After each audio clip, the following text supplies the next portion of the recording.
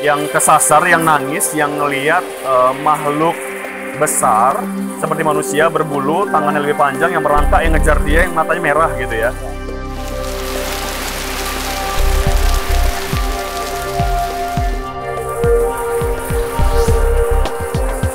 Hah? Dah.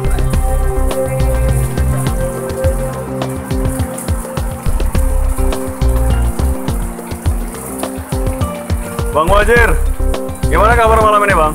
Baik. Sehat ya? Kemarin sempet mau ngelanjutin cerita nggak sanggup tuh Bang, kenapa ceritanya? Karena ini namanya mungkin terlalu kepikiran juga yang dulu, jadi suasana kan malam tuh. Jadi mungkin ada macam apa juga, gangguan juga. Jadi kita kan yang merasakan juga. Ya, jadi buat para mister yang lagi nonton, juga para penonton juga, ini kondisinya lagi hujan di base camp Mister Melancong. Jadi mungkin nanti sebagai narasumber Bang Muazir bisa agak lebih kuat ya Bang ceritanya Bang ya. Karena takutnya nanti nggak denger nih yang lagi nonton kita nih.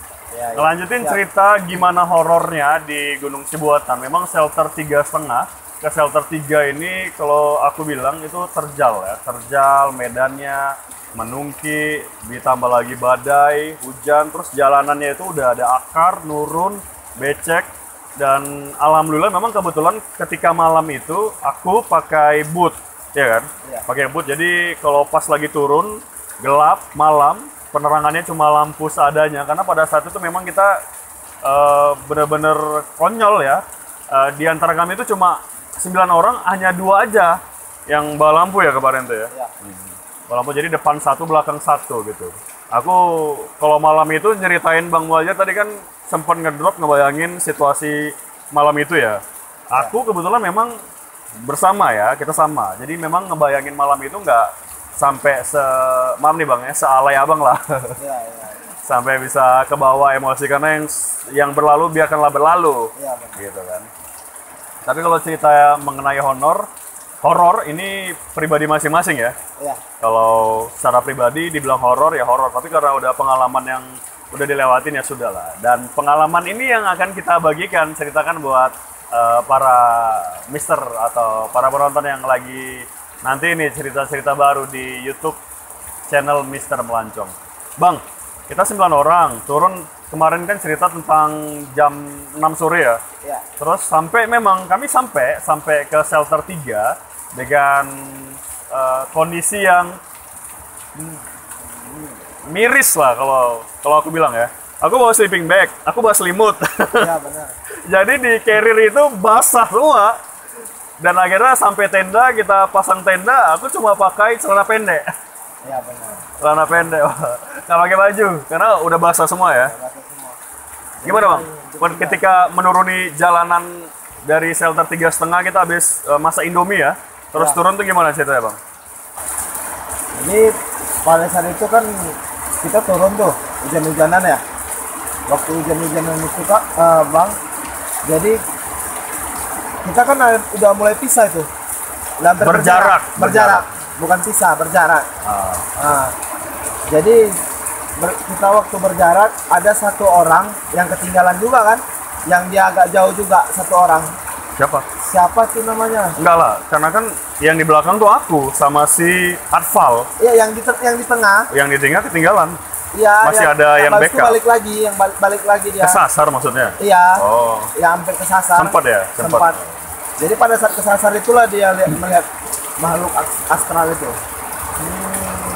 Dia di urutan keberapa ya? 5 ya? Dia Posisinya tengah lah ya? ya tengah 4. 4 ya? Iya, 4.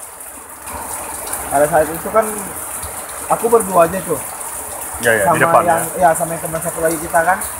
Jadi dia itu antara mau maju antara mau dia menyusul sama enggak. Nah, di situ dia nggak berani tapi diberanikan. Nah, di situ dia jalan terus. Nah, di situ kan mulai maghrib nih. Pas maghrib, disitulah dia ketemunya. Dia bukan berhenti menunggu teman, malah dia jalan gitu. Jadi memang ada pepatah yang bilang kalau kita pengen tahu siapa kawan yang sesungguhnya adalah bawa aja daki gunung. Jadi memang ketika mendaki gunung itu kelihatan siapa yang memang kawan-kawan punya mental setia, mental berkawan gitu ya, kelihatan ya. Padahal kita nih malam posisinya dan bersembilan, memang ada yang baru kenal pada saat itu juga. Namun alangkah baiknya memang kalau udah tempat yang kayak gitu, ya kan, yang udah ada dilihat juga, ya baiknya nggak usah egois lah gitu ya. Ya tunggu-tungguan aja. Cuma memang kebetulan di perjalanan menurun di shelter 3,5 ke shelter 3, aku yang paling ribut. Jadi di situ aku teriak-teriak. Aku teriak-teriak soal teman-teman yang pencar, atau yang jalan cepat. Aku bilang jangan ada yang duluan lah, jangan egois gitu. Nah, yang aku pengen kasih ke penonton juga ini, Bang Ajir. Kalau aku memang ada yang aku lihat, ada 2 pada saat itu. Cuma sebelum aku ceritain, kalau Bang Ajir kan kemarin cerita itu tentang ada 1 orang yang kesasar, yang nangis, yang ngelihat makhluk besar seperti manusia berbulu, tangannya lebih panjang, yang merangkak, yang ngejar dia, yang matanya merah gitu ya. Itu kan dia ya yang lihat itu ya, sampai nangis, sampai ketakutan. Kalau Bang Ajir sendiri pada saat itu ngelewatin shelter 3 ke shelter 3 malam-malam di Gunung Hutan Sibuatan, apa Bang ya Bang lihat Bang? Kalau yang saya lihat itu seperti macam dia rumah hobbit seperti gua. Nah, pada saat mau dia mau ke dekat 3, dia udah tahan. Kami sudah tahan jalan karena kami takut sasar juga, karena sudah nampak seperti gua gitu. Itu kan gelap Bang, malam. Kenapa bisa memastikan itu adalah rumah hobbit Bang? Bentuknya seperti apa? Dia kayak oval gitu setengah, atau seperti jendela, atau gimana bisa memastikan atau punya pikiran itu adalah rumah di tengah hutan? Dia seperti macam gua, dia oval. Dia ditutupi sama lumut-lumut. Tapi gelap Bang, merinding ya? Pada saat itu kita kan berjalan maghrib tuh. Iya. Masih ada sedikit cahaya. Iya benar. Terus kena lampu juga mungkin ya? Iya, jadi sekitar jam 6 ke atas itu mulai cerah. Masih cerah? Masih cerah. Ketika begitu jam 7-nya, dia kan mulai gelap lagi tuh. Gelap dan mendung. Iya. Baru hujan. Gimana ngelihatnya itu pada saat itu?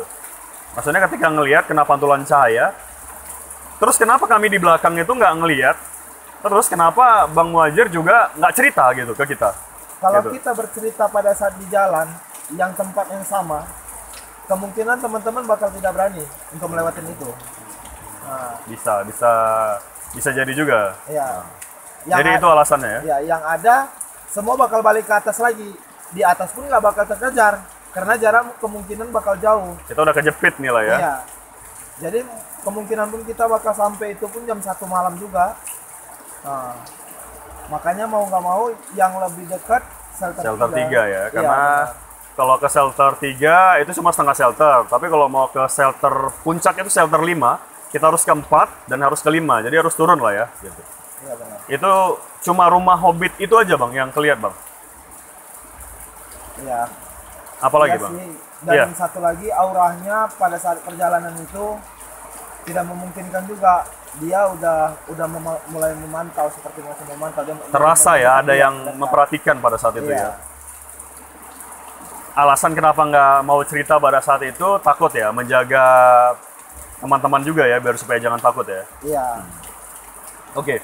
Kalau aku pribadi kebetulan aku adalah orang kedua terakhir ya. Jadi setelah aku ada 1 orang lagi yang kebetulan dia anak pesantren.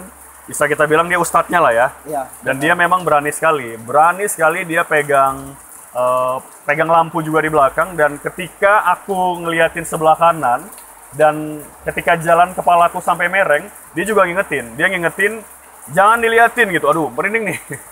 Jangan diliatin Bang, kata gitu. Bang Ari jangan diliatin. Itu kita baru kenal ya sama dia tuh. Itu Atpal ya. Thank you kalau untuk yang lagi nonton Pal.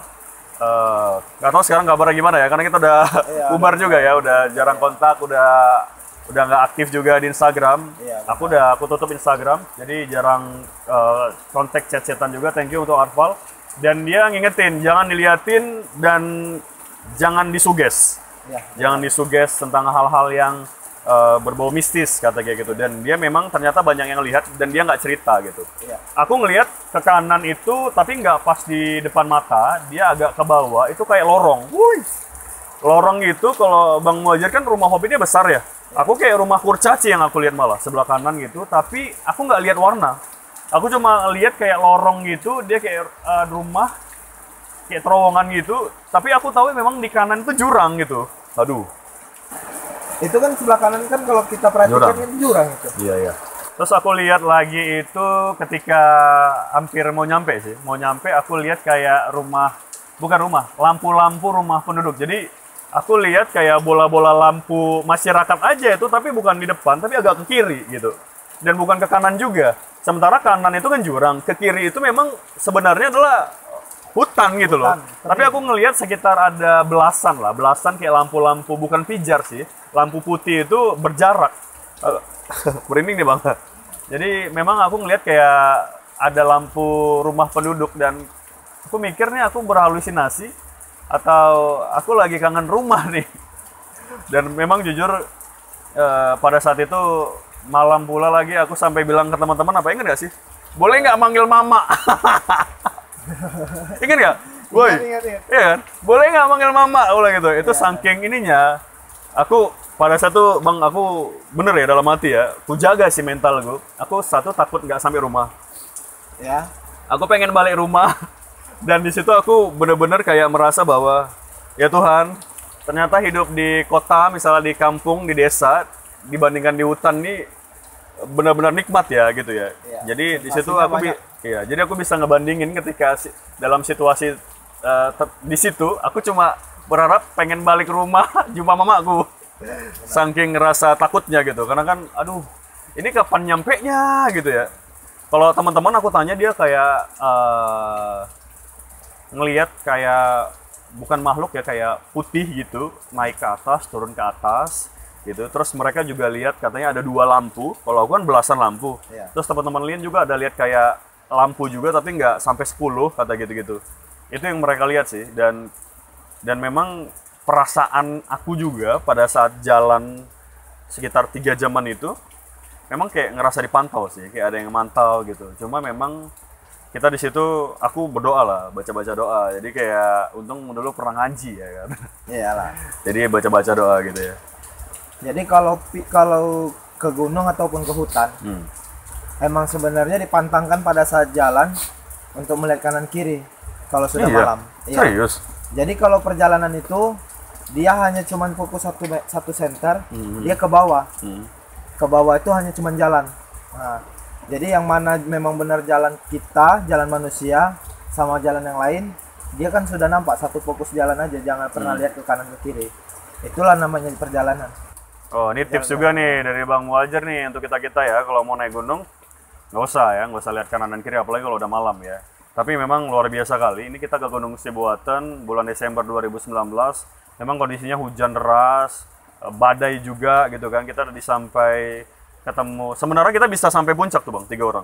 Sebenarnya sih bisa, cuma karena Teman-teman yang baru kita ketemu ini Iya. kita sok baik lah ya.